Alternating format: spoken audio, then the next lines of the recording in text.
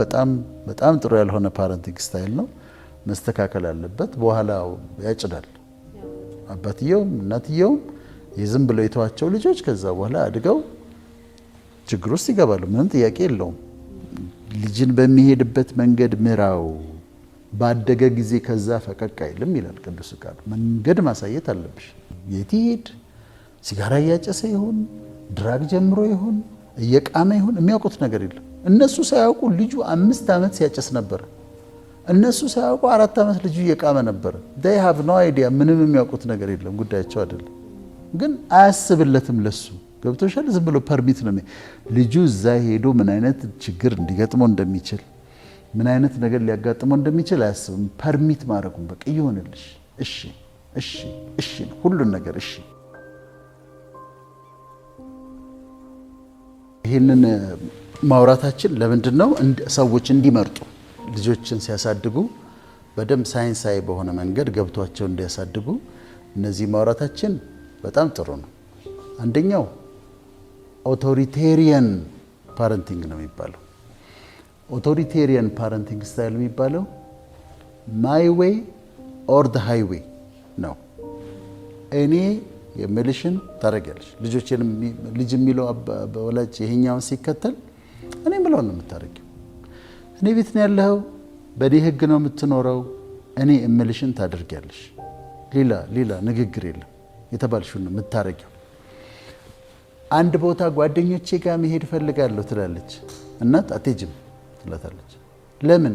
ምክንያቱም እኔ ስላልኩኝ because I said so። እንዲህ ስለሆነ ነው እንዲህ ስለሆነ ማትሄጂው አትላትም። በቃ እንዳትሄጂም አልኩሽ አትሄጂም። በቃ ነገርኩሽ እኮ። አዎ ግቢና አጥኚ። ዛሬ እኮ ጥናት የለም ግቢና አጥኚ እኮ አልኩሽ ነገርኩሽ አይደል የሚል ፓረንቲንግ ነው። እኔ ያልኩትን ብቻ ታደርጊያለሽ። እኔ ህጎቹን አወጣለሁ፣ ህጎቹን ትከታያለሽ። ሂጂ ስልሽ ትሄጃለሽ። ተኝ እንቅልፊ ሳይመጣ ተኝ ልትባይ ትችላለሽ። እንቅልፊ አልመጣም እኮ ማሚ ተኝ ያልኩሽ እኮ።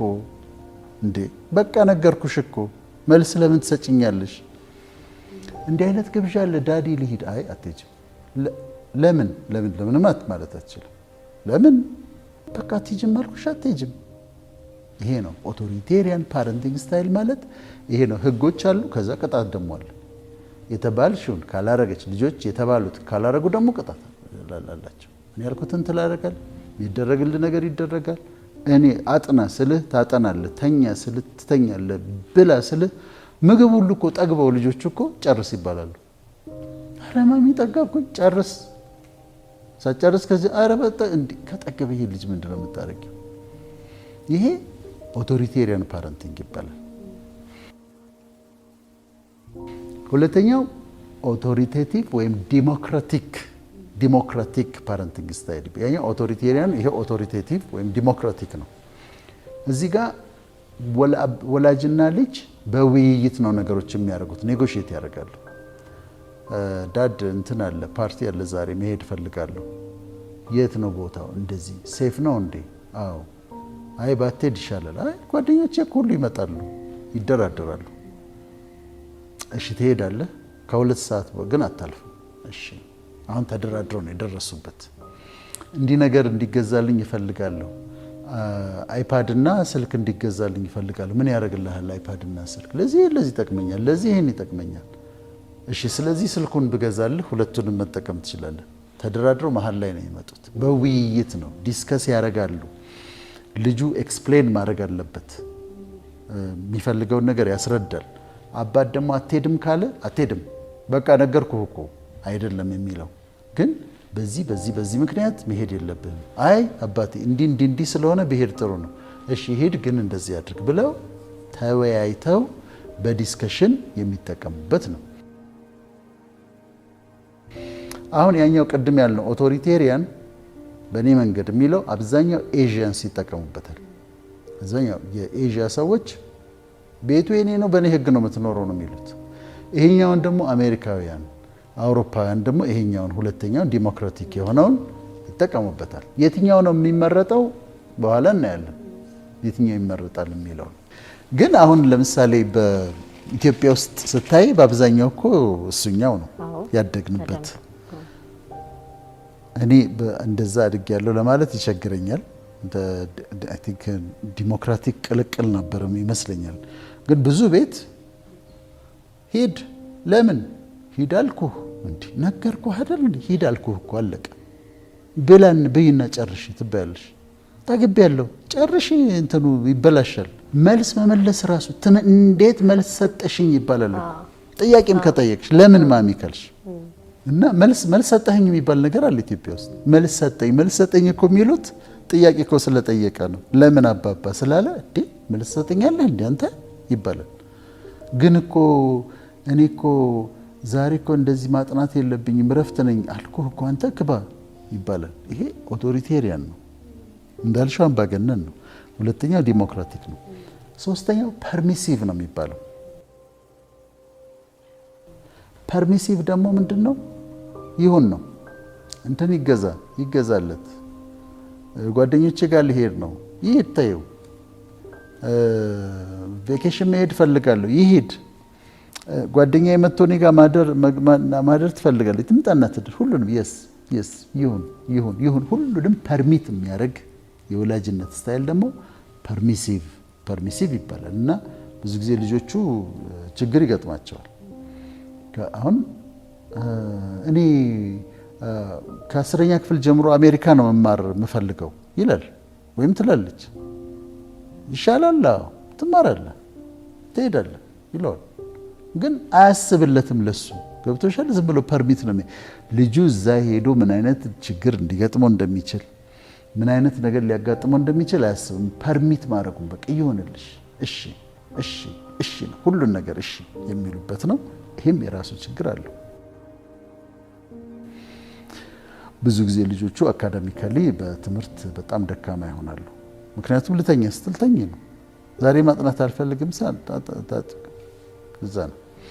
አራተኛው ኔግሊጀንት ፓረንቲንግ ስታይል ነው የሚባለው። ኔግሊጀንት ፓረንቲንግ ስታይል በጣም ኬርለስ ነው። ለምሳሌ አባትየው በጣም ኬርለስ ነው። ትምህርት እንዴት ነው ብሎ አይጠይቀውም። አጠናህ ወይ ብሎ አይጠይቀውም። ሂ ዳዝንት ኬር። እያወራሽው ቤቱ ሆነሽ እንዴ ልጅ ከበደ የት ነው ያለው ስትይ የት ነው ያለው ከበደ? አንቺ የት ነው ያለው ከበደ? የት ሄዶ ነው? ሂ ሃዝ ኖ አይዲያ። ምንም ያውቀው ነገር የለም። ልጅህ የለችም እንዴ ቤት? የት ነች አሁን በአሁኑ ሰዓት የት ነች ብትዩ የት ነች አንቺ ይላል። ኔግሊጀንት ናቸው። በጣም ይተዋቸዋል ልጆቹን። ከማጋ ይሁኑ ያጥኑ፣ ትምህርት ቤት እየሄዱ ይሁን አይሁን፣ እያጠኑ ይሁን አይሁን የሚያውቀው ነገር የለም። ኔግሊጀንት የመተው በቃ የመጣል ያህል ነው። ይሄ በጣም ኬርለስ ናቸው። እና አራቱ ዋና ዋናዎቹ እነዚህ ናቸው። አሁን ለምሳሌ ከመጨረሻው ብንነሳ ኔግሊጀንት የሆነው ጭራሽ ጉዳይ የሌለው እሱን ምንም እንደው ወደ ኮንሲደርም አናደርገውም። በጣም ጥሩ ያልሆነ ፓረንቲንግ ስታይል ነው፣ መስተካከል አለበት። በኋላ ያጭዳል አባትየውም እናትየውም የዝም ብለው የተዋቸው ልጆች ከዛ በኋላ አድገው ችግር ውስጥ ይገባሉ። ምንም ጥያቄ የለውም። ልጅን በሚሄድበት መንገድ ምራው፣ ባደገ ጊዜ ከዛ ፈቀቅ አይልም ይላል ቅዱስ ቃል። መንገድ ማሳየት አለብሽ።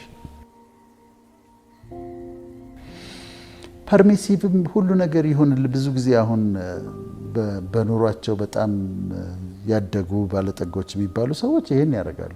ይሁን እሺ፣ ይሁን ታያት፣ ትሂድ፣ ትጫወት፣ ፈን ነው ምናምን ብለው ይፈቅዱል። እነሱም በትምህርታቸው ደካማ ይሆናሉ። አሁን ብዙ ጊዜ አከራካሪ የሚሆነው የኦቶሪቴሪያኑ ይሄ ስትሪክቶቹና ዲሞክራቶቹ የትኛው ይሻላል የሚለው ነው። ይሄ ዲሞክራቲክ የሆነው ነው የሚመረጠው። አውሮፓውያን የሚጠቀሙበት ነው ዲሞክራቲክ። አንዳንድ ጥናቶች ግን ምን ያሳያሉ መሰለሽ? አንዳንድ ጥናቶች ይሄ በኦቶሪቴሪያን መንገድ የሄዱት ደግሞ አካዳሚካሊ አሁን ኤዥያኖቹን ስትመለከቺ ኤዥያኖቹ አሜሪካ ትምህርት ቤቶች ሲማሩ ኤዥያኖቹ ከአሜሪካኖቹ የተሻለ ውጤት ያመጣሉ። ከአሜሪካኖቹ የተሻለ ውጤት ያመጣሉና ይሄ ይሻል ይሆን ወይ ደግሞ ሚክስ ማድረግ ትንሽ እኔ አሁን የማደርገው ለልጆቼ ዲሞክራቲክ ፓረንቲንግ ነው የምጠቀመው። አንዳንድ ቦታ ላይ ግን ከዛችኛዋ ከኦቶሪቴሪያን አመጣለሁ ትንሽ ጨመር አደርጋለሁና ትንሽ ሚክስ ማድረግም ይቻላል። ሚክስድ የሆነም አለና በመነጋገር አንዳንድ ቦታ ላይ ደግሞ ስትሪክት መሆን ያለብሽ ቦታ ላይ ደግሞ ስትሪክት ትሆኝባቸዋለሽ። ጫን የምትያቸው ይኖራል። እነዚህ ናቸው የሚመር በጣም ቤስት የሚባለው ዲሞክራቲክ ነው። ግን ዲሞክራቲኩን ደግሞ ከመጠን ያለፈ ዲሞክራቲክ ደግሞ እንዳይሆን አንዳንድ ቦታ ላይ ነው ማለት ያለብሽ ቦታ ላይ አንቺ የምታውቂላቸው ቦታዎች አሉ። ለምሳሌ እነሱ ፈልገውት ነው የምትይው አለ። አሁን ለምሳሌ እኔ ልጆች የአክስቴ ያጎታቸው ልጆች ከ10ኛ ክፍል እንደዚህ አሜሪካ ሄደው ሲማሩ አይተዋል። ከዛ ዲስከስ አድርገናል። እኔ በዛ እድሜ ልለቃቸው አልችልም፣ አሜሪካ ውጭ ላስቀምጣቸው አልችልም ብለን ዲስከስ አድርገናል። ከተቻለ እንደውም እኔ መጀመሪያ ዲግሪያችሁን ከያዛችሁ በኋላ ብትሄዱ ነው እላቸዋለሁ። አሁን ግን እንከራከራለን። የመጀመሪያ ዲግሪያችሁን አይ 12 እንደጨረሰን እየተደራደርን ነው። የ10ኛ ክፍል ላይ እንሂድ የሚለውን ግን ነው የምለው። እዛ ጋር ስልጣን እንጠቀማለን አትሄጂም ነው የምለው እና ትንሽ ከዛችኛው ወስዶ በውይይት ላይ የተመሰረተ ዲሞክራቲክ ሆኖ ልጆቹን ማዳመጥ፣ አንቺ ኮንሲኩዌንሱን ማስረዳት፣ ለምን እምቢ እንዳልሻቸው ምክንያቱም ማስረዳት ገብቷቸው እንዲያደርጉ። አንዳንድ ቦታ ላይ ግን አንቺ የምታውቂላቸው ነገር ሲሆን እነሱ አደጋውን ካላዩት የዛ ጊዜ አንቺ ትወስኝላቸዋለሽ እና እንደዛ ማስተካከሉ ጥሩ ነው። ከተተወ ልጁ አንዳንድ ጊዜ ብዙ ጊዜ ራሳቸውን የሚያጠፉ ልጆች ከዛ አይነት ፓረንቲንግ ኔግሊጀንት ከሆኑ ጉዳያቸው አይደለም። ወላጆቹ የት ይሄድ ሲጋራ እያጨሰ ይሁን ድራግ ጀምሮ ይሁን እየቃመ ይሁን የሚያውቁት ነገር የለም። እነሱ ሳያውቁ ልጁ 5 ዓመት ሲያጨስ ነበር። እነሱ ሳያውቁ 4 ዓመት ልጁ እየቃመ ነበር። they have no idea ምንም የሚያውቁት ነገር የለም። ጉዳያቸው አይደለም። ቢያውቁም ጥቅም አለ እንደ አንተ ብለው ዝም ሊሉ ይችላሉ። እነሱም አደገኛ ነው። መጀመሪያ የሞራሊቲ የሚባለው በአጠቃላይ እሴቶቻችን የሚያድጉበትን መንገድ እንመልከት። 3 ደረጃዎች ስላሉት የመጀመሪያው ደረጃ ፕሪኮንቬንሽናል ስቴጅ ይባላል። ፕሪኮንቬንሽናል ስቴጅ ላይ እስከ 10 ዓመታችን ድረስ ነው። ጎሽ በመባልና እረፍ በመባል ነው የሚያድገው። ልክ የሆነውን ነገር ልክ የሆነውና ያልሆነውን ነገር ሞራሊቲ እሱ አይደል። ከዛ ጎሽ የኔ ልጅ በመባል ከዛ ደግሞ አታርፍም በመባል በእንዲህ ነው የሚያድገው እስከ 10 ዓመት። ከዛ በኋላ ያለው ኮንቬንሽናል ስቴጅ ይባላል። ኮንቬንሽናል ስቴጅ ላይ ደግሞ እከሌ ጥሩ ሰው ነው ሲባል እንሰማለን። እከሌ ጥሩ ሰው ነው፣ ጉድ ቦይ ጉድ ገርል ፌኖሜና እና ጥሩ ሰው ለመባል ጥሩ ሰው ነው የተባለውን ሰው እሱን ለመምሰል ስንሞክር ኮንቬንሽናል ስቴጅ ነው እሱ።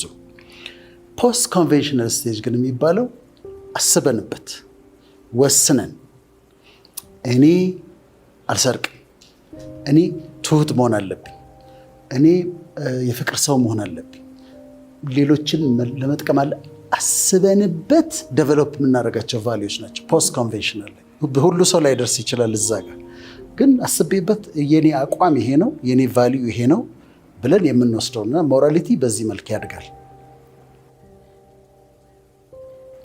ህፃናት ላይ ኦቶሪቲ ፊገርስ አሉ፣ ወላጆች አሉ፣ አስተማሪዎች አሉ። በጣም ቀላል ምሳሌ ሲደረግ እኔም አድርጌው አውቃለሁ። ከረሜላ ይዣለሁ፣ ልጄ ከረሜላውን ፈልጋለች። ከአባቷ ከረሜላውን መቀበል መብቷ ነው አይደለም? መብቷ ነው።